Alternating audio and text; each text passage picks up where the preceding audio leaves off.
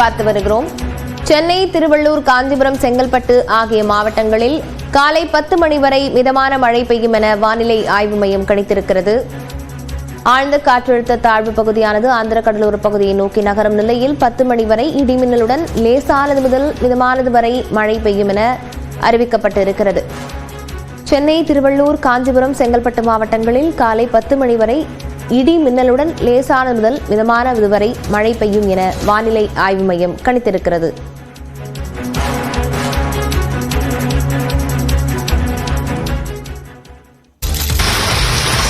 சென்னை நகர் மற்றும் புறநகர் பகுதிகளில் நேற்று காலை முதல் இரவு வரை கனமழை கொட்டி தீர்த்தது. கனமழையால் வாகன ஓட்டிகள் கடும் சிரமத்திற்கு ஆளாகினர்.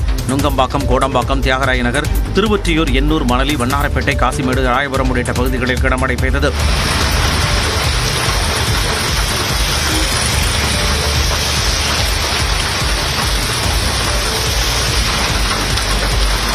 அதேபோல் போரூர், பூந்தமல்லி, குன்றத்தூர், வடசரவாக்கம் உள்ளிட்ட இடங்களிலும் மழை கொட்டியதால் வாகன ஓட்டிகள் அவதிக்குள்ளாகினர்.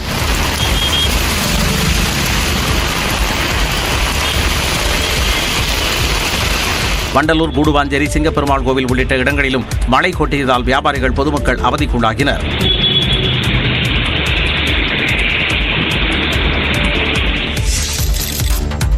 வங்கக்கடலில் நிலவும் ஆழ்ந்த காற்றழுத்த தாழ்வு பகுதி காரணமாக தமிழகத்தின் பல்வேறு மாவட்டங்களில் கனமழை பெய்தது. மயிலாடுதுறை மாவட்டம் தரங்கம்பாடி சுற்றுவட்டார பகுதிகளான பொறையார், திருக்கடையூர், ஆக்கூர் உள்ளிட்ட பல்வேறு பகுதிகளில் மழை கொட்டி தீர்த்தது.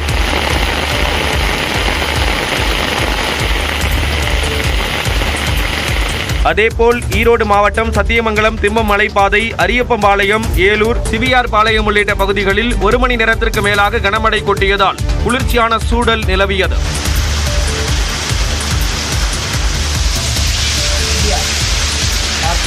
கடலூர் மாவட்டம் சிதம்பரம், புவனகிரி, அண்ணாமலை நகர், கோவிலான்பூண்டி உள்ளிட்ட பகுதிகளில் திடீரென மழை கொட்டி தீர்த்ததால் விவசாயிகள் மகிழ்ச்சி அடைந்தனர்.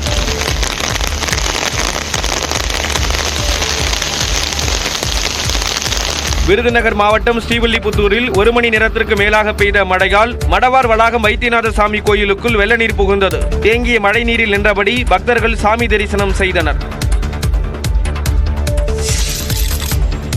காற்றழுத்த தாழ்வு பகுதியால் புதுச்சேரியில் கடல் சீற்றம் காணப்பட்டது. வங்கக்கடலில் நிலவும் காற்றழுத்த தாழ்வு பகுதியால் புதுச்சேரியில் கடல் சீற்றத்துடன் காணப்பட்டது. இதனால் சுற்றுலா பயணிகள் கடற்கரை மணலில் இறங்க தடை விதிக்கப்பட்டது. தடுப்புகள் வைத்து கடற்கரை பகுதியில் காவல்துறையினர் கண்காணிப்பு பணியில் ஈடுபட்டனர்.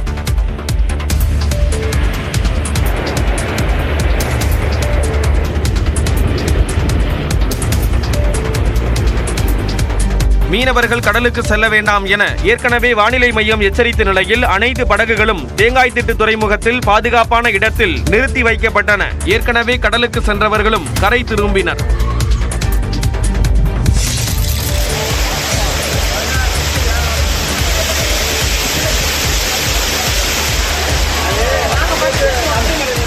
குற்றாலம் பிரதான அருவியில் வெள்ளப்பெருக்கு குறைந்ததால் சுற்றுலா பயணிகள் குளிக்க அனுமதிக்கப்பட்டுள்ளனர். தென்காசி மாவட்டத்தில் மேற்கு தொடர்ச்சி மலைப்பகுதிகளில் கடந்த வாரம் பெய்த கனமழை காரணமாக குற்றால அருவிகளில் வெள்ளப்பெருக்கு ஏற்பட்டது. இதனால் குற்றாலம் பகுதிகளில் உள்ள அனைத்து அருவிகளிலும் சுற்றுலா பயணிகள் குளிக்க தடை விதிக்கப்பட்டது. நேற்று முன்தினம் முதல் தண்ணீர் வரத்து சீரானதால் 5 அருவி, புலியருவி, சிற்றருவி ஆகிய அருவிகளில் மட்டும் சுற்றுலா பயணிகள் குளிக்க அனுமதி வழங்கப்பட்டது. மெயின் அருவி மற்றும் பழைய குற்றால அருவிகளில் குளிக்க தடை தொடர்ந்தது. இந்நிலையில் நேற்றிரவு முதல் மெயின் அருவியில் சுற்றுலா பயணிகள் குளிக்க அனுமதிக்கப்பட்டனர். சும்மா பார்த்துட்டு போகலான்னு வந்தோம். கேட்டோம், நீங்கள் குளிக்கலாம், அலோட் பண்ணிட்டோம், இப்போ தான் பண்ணியிருக்கோம், குளிக்கிறவங்க குளிக்கலாம், அதுவும் உள்ளே போய் குளிக்காதீங்க, கொஞ்சம் முனையிலே குளிக்கலாம் அப்படின்னு சொல்லியிருக்காங்க. கொஞ்சம் முனையிலே நின்று குளிச்சுட்டு வந்தோம் சாமி. இப்போ ஃப்ரீ உடம்பு குளிச்சுட்டு வந்தோன்னே ஃப்ரீயாக இருக்குது, எங்களுக்கு கொஞ்சம் ஜாலியாக இருக்குது. குற்றாலம் வந்து திருப்பி குளிச்சுட்டு போயிருக்கிறது. மெயின் அருவியில் 7 நாட்களாக தடை தொடர்ந்த நிலையில் தற்போது குளிக்க அனுமதி அளிக்கப்பட்டதால் சுற்றுலா பயணிகள் மற்றும் ஐயப்ப பக்தர்கள் மகிழ்ச்சி அடைந்துள்ளனர். மும்பையில் படகு கவிழ்ந்த விபத்தில் 10க்கும் மேற்பட்டோர் உயிரிழந்தனர்.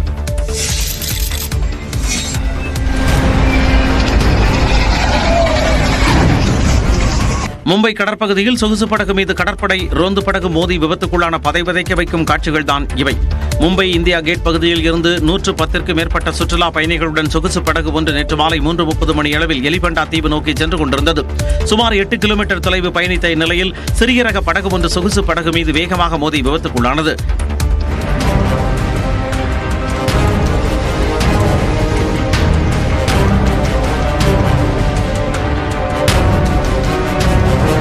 இதில் பலத்த சேதமடைந்த சொகுசு படகு நீரில் மூழ்க ஆரம்பித்ததால் சுற்றுலா பயணிகள் அதிர்ச்சியில் உறைந்தனர்.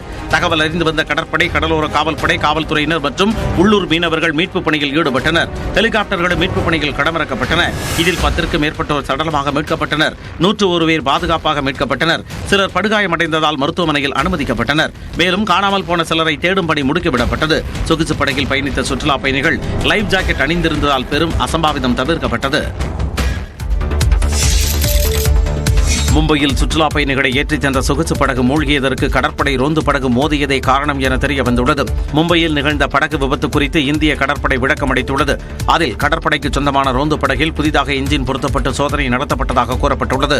அந்த படகில் கடற்படையினர் மற்றும் என்ஜின் தயாரிப்பு நிறுவன ஊழியர்கள் பயணித்ததும் அப்போது இன்ஜினில் தொழில்நுட்ப கோளாறால் கட்டுப்பாட்டை இழந்த சொகுசு படகு மீது மோதி விபத்துக்குள்ளானதாகவும் விளக்கம் அளித்துள்ளது. இந்த விபத்தில் உயிரிழந்தோர் குடும்பத்திற்கு தலா 5 லட்சம் ரூபாய் நிவாரணமாக வழங்கப்படும் என்று முதலமைச்சர் தேவேந்திர பட்னாவிஸ் அறிவித்துள்ளார்.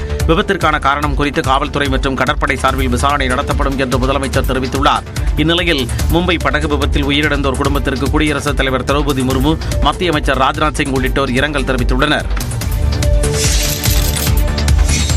இந்திய அளவில் சிறுபான்மையினருக்கு நிலவும் சூழல் கவலையளிப்பதாக கூறியுள்ள முதலமைச்சர் மு.க. ஸ்டாலின், சிறுபான்மை சமூகத்தினர் அனைவரும் ஒற்றுமையுடன் செயல்பட வேண்டியது காலத்தின் கட்டாயம் என்று கூறினார். திருச்சி ஜமால் முகமது கல்லூரியில் சிறுபான்மையினர் உரிமைகள் நாள் விழா நடைபெற்றது. இதில் அமைச்சர்கள் KN நேரு, நாசர், அன்பில் மகேஷ் மற்றும் மாநில சிறுபான்மையினர் நல ஆணைய தலைவர் ஜோ அருண் உள்ளிட்டோர் கலந்து கொண்டனர். இந்த நிகழ்ச்சியில் காணொலி வாயிலாக உரையாற்றிய முதலமைச்சர் மு.க. ஸ்டாலின், சிறுபான்மை மக்களின் வாழ்வுரிமை பாதுகாக்கப்படுவதுதான் மதச்சார்பின்மை கொள்கையின் மகத்துவம் என்றும் அதற்கு மிகச்சிறந்த எடுத்துக்காட்டு தமிழ்நாடு என்றும் பெருமிதத்துடன் குறிப்பிட்டார். பெரும்பான்மையை பார்த்து பயப்பட தேவையில்லாத சூழல்ல சிறுபான்மை மக்களின் வாழ்வு உரிமை பாதுகாக்கப்படுவதுதான் மதச்சார்பின்மை கொள்கையின் மகத்துவம்.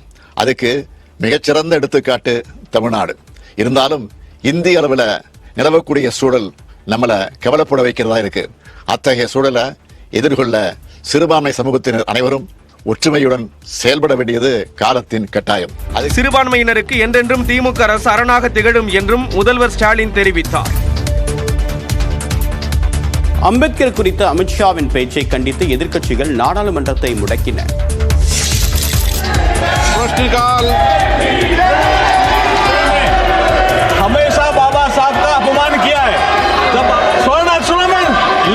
அம்பேத்கர் குறித்த பேச்சுக்கு மத்திய அமைச்சர் அமித்ஷா மன்னிப்பு கேட்க வலியுறுத்தி எதிர்க்கட்சிகள் தொடர் அமளியில் ஈடுபட்டதால் நாடாளுமன்றம் நாள் முழுவதும் ஒத்திவைக்கப்பட்டது. மாநிலங்களவையில் செவ்வாய்க்கிழமை அரசியலமைப்பு குறித்த விவாதத்தின் போது பேசிய மத்திய உள்துறை அமைச்சர் அமித்ஷா, அம்பேத்கரின் பெயரை பயன்படுத்துவது தற்போது ஃபேஷனாகிவிட்டது என கூறியிருந்தார். அமித்ஷாவின் இந்த பேச்சு நாடாளுமன்ற இரு அவைகளிலும் புயலை கிளப்பியுள்ளது. புதன்கிழமை மக்களவை கூடியது முதலே எதிர்க்கட்சியினர் அமளியில் ஈடுபட்டனர். அம்பேத்கரின் படத்தை ஏந்தியபடி ஜெய்பீம் ஜெய்பீம் என தொடர்ந்து முழக்கமிட்டனர். இதேபோல் மாநிலங்களவையிலும் ஜெய்பீம் முழக்கம் எதிரொலித்தது. இதனால் நாள் முழுவதும் நாடாளுமன்ற அவை நடவடிக்கைகள் ஒத்திவைக்கப்பட்டன.